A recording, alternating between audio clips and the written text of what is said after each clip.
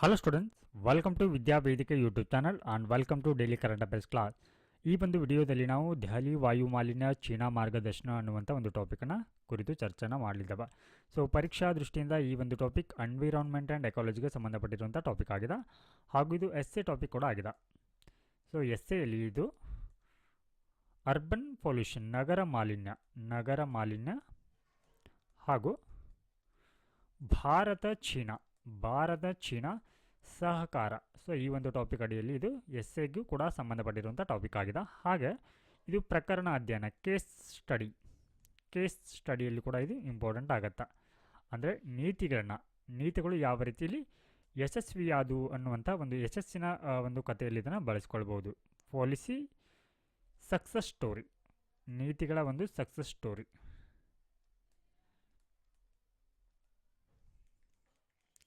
ಹಾಗಿದ್ರೆ ಇದು ಯಾವ ಒಂದು ಕಾರಣಕ್ಕಾಗಿ ಇದು ಸುದ್ದಿಯಲ್ಲಿದೆ ಅನ್ನೋದು ನೋಡೋಣ. ದೆಹಲಿಯಲ್ಲಿ ಏನಾಗ್ತಾ ಇದೆ ಅಂತಂದ್ರೆ, ಈ ಚಳಿಗಾಲದ ಸಂದರ್ಭದಲ್ಲಿ ತೀವ್ರವಾಗಿರುವಂಥ ವಾಯು ಮಾಲಿನ್ಯ ಅಲ್ಲಿ ಉಂಟಾಗ್ತಾ ಇದೆ. ಸೊ ಇದರೊಟ್ಟಿಗೆ ಇಲ್ಲಿ ಸೆಂಟ್ರಲ್ CPCB ಅಂತಂದರೆ ಸೆಂಟ್ರಲ್ ಪೊಲ್ಯೂಷನ್ ಕಂಟ್ರೋಲ್ ಬೋರ್ಡ್ ಅಂತ, ಸೆಂಟ್ರಲ್ ಪೊಲ್ಯೂಷನ್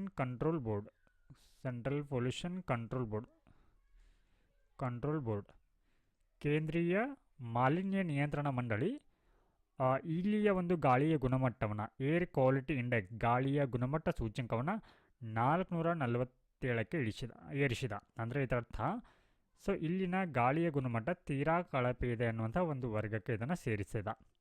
ಸೊ ಈ ಮೂಲಕ ಏನಾಗ್ತಾ ಇದೆ, ಇಲ್ಲಿ ಆರೋಗ್ಯದ ಸಮಸ್ಯೆ ಆಗ್ತಾ ಇದೆ. ಹಾಗೆ ಕಡಿಮೆ ಗೋಚರತೆ, ಸೊ ದಟ್ಟವಾಗಿರುವಂಥ ಒಂದು ಸ್ಮಾಗ್ ಏನಿರುತ್ತೆ, ಸೊ ಇದರಿಂದ ಅಲ್ಲಿ ವಸ್ತುಗಳು ಕಾಣ್ತಾ ಇಲ್ಲ, ಕಡಿಮೆ ಗೋಚರತೆ ಅನ್ನುವಂಥದ್ದು ಆಗ್ತಾ ಇದೆ. ಹಾಗೆ ತುರ್ತು ಪರಿಸ್ಥಿತಿಯಲ್ಲಿ ಉಂಟಾಗಿದೆ, ಆರೋಗ್ಯ ತುರ್ತು ಪರಿಸ್ಥಿತಿ ಅನ್ನುವಂಥದ್ದು. ಸೊ ಈ ಒಂದು ಸಂದರ್ಭದಲ್ಲಿ ಚೀನಾ ಭಾರತ ಇಲ್ಲೇನು ಮಾಡಿದೆ, ಸಹಕಾರದ ಪ್ರಸ್ತಾಪವನ್ನು ಮಾಡಿದ. ಸೊ ಅಂದರೆ ಯಾವ ರೀತಿ ಮಾಲಿನ್ಯವನ್ನು ಅಲ್ಲಿ ಕಡಿಮೆಗೊಳಿಸಬಹುದು ಅನ್ನುವಂಥದ್ದನ್ನು ಇಲ್ಲಿ ಚೀನಾ ಏನು ಮಾಡಿದ, ಸಹಾಯವನ್ನು ಮಾಡುವುದಾಗಿ ಘೋಷಣೆಯನ್ನು ಮಾಡಿದ. ಸೊ ಇಲ್ಲಿ ನಾವು ಅರ್ಥವನ್ನು ಮಾಡ್ಕೊಳ್ಬೇಕು. ಇಲ್ಲಿ ಮೇಲೆ AQI ಅಂತ ಹೇಳಿ ಉಲ್ಲೇಖವನ್ನು ಮಾಡಿದ್ದಾರೆ. AQI ಪದದ ಅರ್ಥವನ್ನು ತಿಳ್ಕೊಳ್ಳೋಣ. AQI means air quality index ಅಥವಾ ಗಾಳಿಯ ಗುಣಮಟ್ಟ ಸೂಚಕ ಅಂತ ಹೇಳಿ ಕರೆಯಲಾಗುತ್ತೆ. ಹಾಗಿದ್ರೆ ಇದನ್ನು ಏನಕ್ಕೆ ಬಳಸ್ತಾರೆ? ಸೊ ಇದನ್ನು ಗಾಳಿಯ ಮಾಲಿನ್ಯವನ್ನು ಅಳೆಯುವಂಥ ಒಂದು ಮಾನದಂಡ ಇದಾಗಿದೆ. ಹಾಗೆ ಇದು ಮಾನವ ಆರೋಗ್ಯದ ಮೇಲೆ ಪರಿಣಾಮ ತಿಳಿಸಲು ಇದನ್ನು ಬಳಸಲಾಗತ್ತೆ. ಹಾಗೂ ಇದು ಭಾರತದಲ್ಲಿ ಇದನ್ನು ಯಾರು ಬಳಕೆಯನ್ನು ಮಾಡ್ತಾರೆ, ಸೆಂಟ್ರಲ್ ಪೊಲ್ಯೂಷನ್ ಕಂಟ್ರೋಲ್ ಬೋರ್ಡ್ ಅವರು ಏನು ಮಾಡ್ತಾರೆ ಅಂತಂದರೆ ಇದನ್ನು ಬಳಕೆಯನ್ನು ಮಾಡ್ತಾರೆ. ಸೊ ಇಲ್ಲಿ ವರ್ಗೀಕರಣವನ್ನು ಮಾಡಲಾಗತ್ತೆ ಈ ಒಂದು AQI ಅನ್ನು. ಯಾವ ರೀತಿ ಅನ್ನೋದು ನೋಡೋಣ. ಸೊ ಇನ್ ಕೇಸ್ ಏನಾದರೂ ಈ ಒಂದು ಗಾಳಿಯ ಗುಣಮಟ್ಟ 0ರಿಂದ 50ವರೆಗೆ ಇದ್ರೆ, 50ರವರೆಗೆ ಇದ್ದರೆ ಅದು ಉತ್ತಮ ಇರುತ್ತೆ, ಅಂದರೆ ಗುಡ್. ಇವಾಗೇನು ದೆಹಲಿಯ ಒಂದು ವಾಯು ಗುಣಮಟ್ಟವನ್ನು ಇಲ್ಲಿ ತೀರಾ ಕಳಪೆ ಅಂತ ಹೇಳಿ ಏನು ವರ್ಗೀಕರಣವನ್ನು ಮಾಡಿದ್ದಾರೆ, ಇದೇ ರೀತಿ ಇಲ್ಲಿ ವರ್ಗೀಕರಣವನ್ನು ಮಾಡ್ತಾ ಬರ್ತಾರೆ. ಸೊ ಇಲ್ಲಿ 0 to 50 ಇದ್ದರೆ ಉತ್ತಮ ಇರುತ್ತೆ. ಹಾಗೆ ಅಲ್ಲಿ ಶುದ್ಧವಾದ ಗಾಳಿ ಇರುತ್ತೆ, ಆರೋಗ್ಯಕ್ಕೆ ಯಾವುದೇ ಅಪಾಯ ಇರೋದಿಲ್ಲ, ಹಾಗೆ ಹೊರಗಿನ ಚಟುವಟಿಕೆಗೆ ಸೂಕ್ತವಾಗಿರುತ್ತೆ. ಹಾಗೆ 51ರಿಂದ 100ರವರೆಗೆ ಇದ್ದರೆ ಅಲ್ಲಿ ಸಮಾಧಾನಕರ ಇರುತ್ತೆ, ಸ್ಯಾಟಿಸ್ಫ್ಯಾಕ್ಟ್ರಿ ಇರುತ್ತೆ, ಅಂದರೆ ಸ್ವಲ್ಪ ಮಾಲಿನ್ಯ ಇರುತ್ತೆ.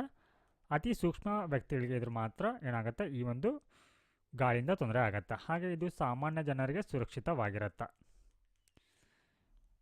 ಸೊ ಇನ್ನು 101ರಿಂದ 200ರವರೆಗೆ ಇದ್ದರೆ ಅದು ಸಾಧಾರಣ ಇರುತ್ತೆ, ಮಾಡ್ರೇಟ್.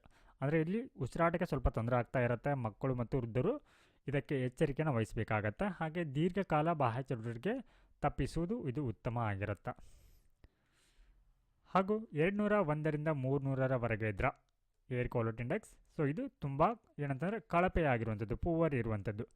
ಸೊ ಇಲ್ಲಿ ಉಸಿರಾಟ ಸಮಸ್ಯೆ ಹೆಚ್ಚಾಗುತ್ತೆ, ಶ್ವಾಸಕೋಶ ಮತ್ತು ಹೃದಯ ರೋಗಿಗಳಿಗೆ ಇದು ತುಂಬ ಅಪಾಯಕಾರಿ ಆಗಿರುವಂಥ ವಾತಾವರಣ. ಹಾಗೆ ಹೊರಗಿನ ಚಟುವಟಿಕೆ ಕಡಿಮೆ ಮಾಡಬೇಕಾಗತ್ತೆ ಈ ಒಂದು ಸಂದರ್ಭದಲ್ಲಿ. ಹಾಗೆ 301ರಿಂದ 400ರವರೆಗೆ ಇದ್ರೆ, ಸೊ ಇದು ಅತ್ಯಂತ ಕಳಪೆ ಇರುತ್ತೆ, ಅಂದರೆ ವೆರಿ ಪುವರ್. ಸೊ ಇಲ್ಲಿ ಆರೋಗ್ಯದ ಮೇಲೆ ಗಂಭೀರ ಪರಿಣಾಮ ಬೀರುತ್ತೆ, ಎಲ್ಲ ವರ್ಗದ ಜನರಿಗೆ ಇದು ತೊಂದರೆ ಆಗುತ್ತೆ. ಸೊ ಇದರೊಟ್ಟಿಗೆ ಶಾಲೆ ಬಾಹ್ಯ ಕೆಲಸಗಳ ಮೇಲೆ ನಿರ್ಬಂಧದ ಅಗತ್ಯ ಇರುತ್ತೆ. ಹಾಗೂ 401ರಿಂದ 450. ಸೊ ಇವಾಗ ಮೇಲೆ ಹೇಳಿದ ಹಾಗೆ ದೆಹಲಿಯ ಒಂದು ಏರ್ ಕ್ವಾಲಿಟಿ ಇಂಡೆಕ್ಸ್ 447 ಇದೆ. ಸೊ ತೀರಾ ಕಳಪೆ ಇರುವಂಥ ಒಂದು ವರ್ಗದ ಅಡಿಯಲ್ಲಿ ಈ ದೆಹಲಿಯ ಒಂದು ವಾಯು ಗುಣಮಟ್ಟ ಕೂಡ ಕಂಡುಬರುತ್ತೆ. ಸೊ ಈ ಒಂದು ಸಂದರ್ಭ ತುರ್ತು ಆರೋಗ್ಯ ಪರಿಸ್ಥಿತಿ ಇರುತ್ತೆ. ಇಲ್ಲಿ ಶ್ವಾಸಕೋಶಕ್ಕೆ ಗಂಭೀರ ಹಾನಿಯನ್ನು ಉಂಟು ಮಾಡುತ್ತೆ ಈ ಒಂದು ಗಾಳಿ. ಹಾಗೆ ಸಾರ್ವಜನಿಕರಿಗೆ ಎಚ್ಚರಿಕೆ ಅಗತ್ಯ ಇರುತ್ತೆ. ಇನ್ನು 450ಕ್ಕಿಂತ ಹೆಚ್ಚಿದ್ರೆ, ಸೊ ತೀವ್ರಕ್ಕಿಂತಲೂ ಅಪಾಯಕಾರಿ ಸೊ ಈ ತೀವ್ರ ಕಳಪೆ ಏನಿದೆ ಇದಕ್ಕಿಂತ ಅಪಾಯಕಾರಿ, ಇದು ಹಜಾರ್ಡಸ್ ಅಂತ. ಸೊ ಇದು ಜೀವಕ್ಕೆ ಅಪಾಯವನ್ನು ತಂದೊಡ್ಡುತ್ತೆ, ದೀರ್ಘಕಾಲಿಕ ಆರೋಗ್ಯ ಒಂದು ಹಾನಿಯನ್ನು ಉಂಟು ಮಾಡುತ್ತೆ, ಸಂಪೂರ್ಣ ತುರ್ತು ಕ್ರಮ ಇದಕ್ಕೆ ಅಗತ್ಯವಾಗಿರುತ್ತೆ. ಸೊ ಈ ಒಂದು ಸಂದರ್ಭದಲ್ಲಿ ಚೀನಾ ನೀಡಿದಂಥ ಪ್ರಸ್ತಾಪ ಏನು? ಸೊ ಅಂದರೆ ಸೊ ಈ ಹಿಂದೆ ಈ ಒಂದು ಚೀನಾದ ಬೀಜಿಂಗ್ನಲ್ಲಿ ಕೂಡ ಇದೇ ರೀತಿಯ ಒಂದು ವಾಯು ಮಾಲಿನ್ಯ ಆಗಿರುತ್ತೆ. ಸೊ ಇಲ್ಲಿ ಏನು ಮಾಡಿದೆ ಅಂತಂದರೆ ದೆಹಲಿ ಮತ್ತು ಈ ಬೀಜಿಂಗನ್ನು ಕಂಪ್ಯಾರಿಸನ್ ಮಾಡಿದೆ, ಅದು ಹೋಲಿಕೆನ ಮಾಡಿದ. ಸೊ ಈ ಮೂಲಕ ಬೀಜಿಂಗಲ್ಲಿ ಯಾವ ರೀತಿ ತನ್ನ ಒಂದು ವಾಯು ಮಾಲಿನ್ಯವನ್ನು ಅಲ್ಲಿ ಹತೋಟಿಗೆ ತಂದಿಟ್ಟಿತ್ತು ಅನ್ನುವಂಥದ್ದನ್ನು ತನ್ನ ಅನುಭವವನ್ನು ಹಂಚಿಕೊಳ್ಳುವಂಥ ಭರವಸೆಯನ್ನು ಕೂಡ ಇಲ್ಲಿ ನೀಡಿದ. ಹಾಗೆ ಚೀನಿ ರಾಯಭಾರಿ ಕಚೇರಿ ಏನು ಮಾಡಿದೆ ಅಂತಂದರೆ ಶೇರ್ಡ್ ಸ್ಟ್ರಗಲ್ ಅಂದರೆ ತಮ್ಮ ಅನುಭವವನ್ನು ಹಂಚಿಕೊಂಡಿದ್ದ. ಸೊ ಇಲ್ಲಿ ಹಂತ ಹಂತವಾಗಿ ಮಾಲಿನ್ಯ ನಿಯಂತ್ರಣ ಮಾಡುವಂಥ ಒಂದು ಮಾರ್ಗದರ್ಶನವನ್ನು ಕೂಡ ಇಲ್ಲಿ ನೀಡುವುದಾಗಿ ಹೇಳಿದ. ಹಾಗೆ ಬೀಜಿಂಗ್ನಲ್ಲಿ ವಾಯು ಮಾಲಿನ್ಯದ ಹಿಂದಿನ ಸ್ಥಿತಿ ಯಾವ ರೀತಿ ಇತ್ತು, ಅಲ್ಲಿ ಕೂಡ ಇದೇ ರೀತಿ ತೀವ್ರವಾಗಿರುವಂಥ ಸ್ಮಾಗ್ ಇತ್ತು, ಕಡಿಮೆ ಗೋಚರತೆ ಉಂಟಾಗ್ತಾ ಇತ್ತು, ಸಾರ್ವಜನಿಕ ಆರೋಗ್ಯದ ಮೇಲೆ ಅದು ಕೂಡ ಅಲ್ಲಿ ಪರಿಣಾಮವನ್ನು ಬೀರ್ತಾ ಇತ್ತು. ಸೊ ಇಲ್ಲಿ ನೋಡಿ 2013ರಲ್ಲಿ PM2.5 ಅಂತ ಬರುತ್ತೆ, ಪರ್ಟಿಕ್ಯುಲೇಟ್ ಮ್ಯಾಟರ್, ಸೂಕ್ಷ್ಮ ಕಣಗಳೇನಿರುತ್ತೆ ಗಾಳಿಯಲ್ಲಿ. ಸೊ ಅವುಗಳ ಇಲ್ಲಿ ಏರ್ ಕ್ವಾಲಿಟಿ ಇಂಡೆಕ್ಸ್ ಎಷ್ಟಿತ್ತು? 750. ಸೊ ಇಟ್ ಮೀನ್ಸ್ ಸೊ ಇದು ಹಜಾರ್ಡಸ್ ಕ್ಯಾಟಗರಿಯಲ್ಲಿ ಬರುತ್ತೆ, ಹಜಾರ್ಡಸ್ ಆ ತರಹ ಒಂದು ಗಾಳಿಯ ಗುಣಮಟ್ಟವನ್ನು ಹೊಂದಿರುವಂಥ ನಗರ ಆಗಿತ್ತು 2013ರಲ್ಲಿ. ಈ ಮೂಲಕ ಬೀಜಿಂಗ್ 2013ರಲ್ಲಿ ವಿಶ್ವದ ಅತಿ ಮಲಿನ ನಗರಗಳಲ್ಲಿ ಕೂಡ ಒಂದಾಗಿತ್ತು. ಹಾಗಿದ್ರೆ ಇದಕ್ಕೆ ಸಂಬಂಧಪಟ್ಟಂತೆ ಚೀನಾ ಯಾವೆಲ್ಲ ಕ್ರಮಗಳನ್ನ ಕೈಗೊಂಡಿತ್ತು ಅನ್ನೋದು ಇಂಪಾರ್ಟೆಂಟ್ ಆಗುತ್ತೆ. ಸೊ 2013ರಲ್ಲಿ ಏನು ಮಾಡುತ್ತೆ China air pollution prevention and control action ಪ್ಲ್ಯಾನ್ನ ಕೈಗೊಳ್ಳುತ್ತೆ.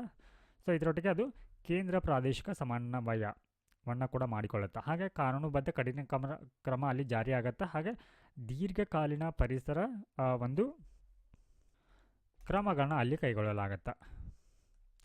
ಹಾಗೂ ಇಂಧನ ಮತ್ತು ವಿದ್ಯುತ್ ಕ್ಷೇತ್ರ ಸುಧಾರಣಾ. ಸೊ ಇವೆಲ್ಲವೂ ಕೂಡ ಇವಾಗ ನಾವು ನೋಡ್ತಾ ಇರುವಂಥದ್ದು ಚೀನಾ ಕೈಗೊಂಡಂಥ ಒಂದು ಸುಧಾರಣಾ ನೀತಿಗಳಾಗಿದೆ ಈ ಒಂದು ವಾಯು ಮಾಲಿನ್ಯವನ್ನು ಕಡಿಮೆ ಮಾಡಲಿಕ್ಕೆ. ಸೊ ಇಲ್ಲಿ ಏನು ಮಾಡಿತ್ತು, ಮತ್ತು ಕಲ್ಲಿದ್ದಲು ಬಳಕೆಯಲ್ಲಿ ತೀವ್ರವಾದಂಥ ಕಡಿತವನ್ನು ಮಾಡಿತು. ಹಾಗೆ ಕಲ್ಲಿದ್ದಲು ಆಧಾರಿತ ವಿದ್ಯುತ್ ಸ್ಥಾವರಗಳನ್ನ ಸಂಪೂರ್ಣವಾಗಿ ಅಲ್ಲಿ ಬಂದ್ ಮಾಡಲಾಗುತ್ತೆ. ಹಾಗೆ ಸ್ವಚ್ಛ ಇಂಧನ ಬಳಕೆಗೆ ಇಲ್ಲಿ ಉತ್ತೇಜನವನ್ನು ನೀಡಲಾಗುತ್ತೆ. ಸ್ವಚ್ಛ ಇಂಧನ ಅಂತಂದರೆ ಇಲ್ಲಿ ಪೆಟ್ರೋಲ್ ಡೀಸೆಲ್ ಒಂದು ಹೊರತಾಗಿ ಬೇರೆ ಇಂಧನಗಳನ್ನ ಅಲ್ಲಿ ಬಳಸಲಾಗತ್ತೆ, ಸೌರಶಕ್ತಿ ಆಗಿರ್ಬೋದು ಇಂಥವುಗಳೆಲ್ಲವನ್ನು. ಸೊ 2012ರಲ್ಲಿ 21.8 ಮಿಲಿಯನ್ ಟನ್ನಷ್ಟು ಕಲ್ಲಿದ್ದಲು ಬಳಕೆ ಆಗ್ತಾ ಇತ್ತು ಆ ಒಂದು ಸಂದರ್ಭದಲ್ಲಿ. ಹಾಗೆ ವಾಯು ಮಾಲಿನ್ಯ ನಿಯಂತ್ರಣಕ್ಕೆ ಸಂಬಂಧಪಟ್ಟಂತೆ ಏನೆಲ್ಲ ಕ್ರಮಗಳನ್ನ ಕೈಗೊಳ್ಳುತ್ತಾ? ಸೊ ಹಳೆಯ ಮತ್ತು ಹೆಚ್ಚುವಾಗಿ ಬಿಡುವಂಥ ವಾಹನಗಳನ್ನ ನಿಷೇಧ ಮಾಡಲಾಗತ್ತೆ. ಹಾಗೆ ಬೆಸ ಸಂಖ್ಯೆಯ ನಿಯಮವನ್ನು ಕೂಡ ಅಲ್ಲಿ ಜಾರಿಗೆ ತರುತ್ತೆ. ಸೊ ಇಂತಹದ್ದೇ ನಿಯಮನ ದೆಹಲಿಯಲ್ಲಿ ಕೂಡ ಅನುಸರಿಸಲಾಗ್ತಾ ಇದೆ. ಹಾಗೆ ನಂಬರ್ ಪ್ಲೇಟ್ ಲಾಟ್ರಿ ವ್ಯವಸ್ಥೆಯನ್ನು, ಅಂದರೆ ಇಲ್ಲಿ ಆಡ್ ಬೆಸ ಸಂಖ್ಯೆ ಏನು ನಂಬರ್ ಇರುತ್ತೆ, ಆಡ್ ಇವನ್.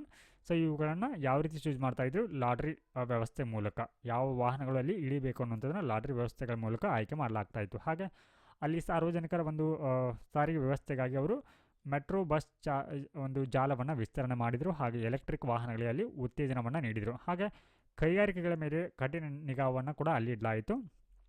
ಸೊ ಇಲ್ಲಿ ಸುಮಾರು 3000ಕ್ಕೂ ಹೆಚ್ಚು ಬಾರಿ ಒಂದು ಕೈಗಾರಿಕೆಗಳನ್ನು ಸ್ಥಗಿತ ಮಾಡಲಾಗುತ್ತೆ. ಹಾಗೆ ಅವುಗಳನ್ನು ಆ ಒಂದು ಪ್ರದೇಶದಿಂದ ಎತ್ತಂಗಡಿ ಮಾಡಲಾಗುತ್ತೆ, ಸ್ಥಳಾಂತರ ಮಾಡಲಾಗುತ್ತೆ. ಹಾಗೆ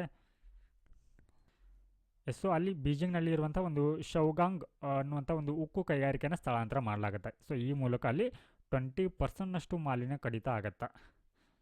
ಹಾಗೂ ನಗರದಿಂದ ಕೈಗಾರಿಕೆಗಳನ್ನ ಹೊರಗೆ ಸ್ಥಳಾಂತರ ಮಾಡಲಾಗುತ್ತೆ. ಹಾಗೆ ಖಾಲಿ ಕೈಗಾರಿಕೆಗಳನ್ನ ಪ್ರದೇಶಗಳನ್ನ ಏನು ಮಾಡ್ತಾರೆ, ಇಲ್ಲಿ ಒಂದಿಷ್ಟು ಪರಿವರ್ತನೆಯನ್ನು ಮಾಡ್ತಾರೆ. So very important. ಇಲ್ಲಿ ನೋಡಿ, ಅವುಗಳನ್ನು ಖಾಲಿ ಪ್ರದೇಶಗಳೇನಿರುತ್ತೆ ಆ ಒಂದು ರೀಜನಲ್ಲಿ ಅವುಗಳನ್ನ ಉದ್ಯಾನವನಗಳಾಗಿ, ಹಾಗೆ ತಂತ್ರಜ್ಞಾನ ಕೇಂದ್ರಗಳಾಗಿ, ಹಾಗೆ ಅವುಗಳನ್ನ ಸಾಂಸ್ಕೃತಿಕ ವಲಯಗಳಾಗಿ ಪರಿವರ್ತನೆಯನ್ನು ಮಾಡಲಾಗತ್ತೆ. ಇನ್ನು ನಗರ ಯೋಜನೆ ಮತ್ತು ಪ್ರಾದೇಶಿಕ ಏಕೀಕರಣಕ್ಕೆ ಸಂಬಂಧಪಟ್ಟಂತೆ ಇವರು ಲಾಜಿಸ್ಟಿಕ್, ಮಾರುಕಟ್ಟೆ, ಶಿಕ್ಷಣ ಸಂಸ್ಥೆಗಳನ್ನು ಸ್ಥಳಾಂತರ ಮಾಡಲಾಗುತ್ತೆ. ಸಾಮಾನ್ಯ ಉತ್ಪಾದನೆ ಹಬೆ ಪ್ರಾಂತಕ್ಕೆ ಅವುಗಳನ್ನು ವರ್ಗಾಯಿಸಲಾಗತ್ತೆ. ಸೊ ಹಾಗೆ ಬೀಜಿಂಗ್ನಲ್ಲಿ ರಿಸರ್ಚ್ ಆ್ಯಂಡ್ ಡೆವಲಪ್ಮೆಂಟ್ ಮತ್ತು ಸೇವಾ ವಲಯವನ್ನು ಉಳಿಕೆ ಮಾಡಿಕೊಳ್ಳಲಾಗುತ್ತೆ. ಯಾವುಗಳನ್ನ ಸ್ಥಳಾಂತರ ಮಾಡಲಾಗುತ್ತೆ, ಹಾಗೆ ಯಾವುಗಳನ್ನು ಇಲ್ಲಿ ಉಳಿಸಿಕೊಳ್ಳಲಾಗುತ್ತೆ ಅನ್ನುವಂಥದ್ದು ಇಂಪಾರ್ಟೆಂಟ್ ಆಗುತ್ತೆ. ಹಾಗೆ ಸಸ್ಟೈನೇಬಲ್ ಅರ್ಬನ್ ಪ್ಲಾನಿಂಗ್ಗೆ, ಸುಸ್ಥಿರ ಒಂದು ನಗರ ಒಂದು ಯೋಜನೆಗೆ ಇಲ್ಲಿ ಒತ್ತನ್ನು ನೀಡಲಾಗುತ್ತೆ. ಸೊ ಈ ಎಲ್ಲ ಕ್ರಮಗಳಿಂದಾಗಿ ಏನು ಔಟ್ಕಮ್ಸ್ ಬಂತು, ಏನು ಫಲಿತಾಂಶ ಬಂತು ಅಂತ ನೋಡೋದಾದರೆ, ಸೊ ಇಲ್ಲಿ PM2.5 ಸೊ 755 ಇರುವಂಥದ್ದು 236 ಬರುತ್ತೆ. ಆ ನಂತರದಲ್ಲಿ ಅದು 68ಕ್ಕೆ ಬರುತ್ತೆ. ಸೊ ಒಟ್ಟಾರೆಯಾಗಿ ಇದು ಉತ್ತಮ ಒಂದು ಸ್ಥಿತಿಯಲ್ಲಿ ಬರುತ್ತೆ. ಗಾಳಿಯ ಗುಣಮಟ್ಟ ಅನ್ನುವಂಥದ್ದು ಹಜಾರ್ಡಸ್ ಇರುವಂಥದ್ದು, ಹಜಾರ್ಡಸ್ ಸೊ ಉತ್ತಮವಾಗಿರುವಂಥ ಒಂದು ವಾಯು ಗುಣಮಟ್ಟದ ಸೂಚ್ಯಂಕದ ಅಡಿಯಲ್ಲಿ ಇದು ಬರುತ್ತೆ. ಸೊ ಈ ಮೂಲಕ ಇದು ತೃಪ್ತಿದಾಯಕ ಮಟ್ಟವನ್ನು ತಲುಪತ್ತೆ ಅಲ್ಲಿನ ಗಾಳಿ. ಸೊ ಈ ಮೂಲಕ ಅಲ್ಲಿ ವರ್ಷದಲ್ಲಿ 365 ಅಥವಾ 366 ದಿನಗಳಲ್ಲಿ 290 ದಿನ ಏನಿರುತ್ತೆ ಉತ್ತಮ ಗಾಳಿ ಇರುತ್ತೆ ಬೀಜಿಂಗ್ನಲ್ಲಿ. ಹಾಗೆ UN ಹ್ಯಾಬಿಟೇಟ್ ಪ್ರಕಾರ ಏನಾಗಿದೆ ಅಂತಂದರೆ ಈ ಎಲ್ಲ ಕ್ರಮಗಳಿಂದಾಗಿ 50ರಿಂದ 60% ಮಾಲಿನ್ಯ ಅಲ್ಲಿ ಇಳಿಕೆಯಾಗಿದೆ ಅನ್ನೋದನ್ನು ಹೇಳಿದ. ಹಾಗೆ ಇದು ದೆಹಲಿಗೂ ಕೂಡ ಅನ್ವಯಿಸುತ್ತಾ. ಸೊ ರಿಲೆವೆನ್ಸ್ ಟು ಇಂಡಿಯಾ, ಚೀನಾದ ಮಾದರಿಯನ್ನು ಕೂಡ ಇಲ್ಲಿ ಹೊಂದಾಣಿಕೆಯಿಂದ ಅಳವಡಿಕೆ ಮಾಡ್ಕೊಳ್ಬೇಕಾಗತ್ತೆ.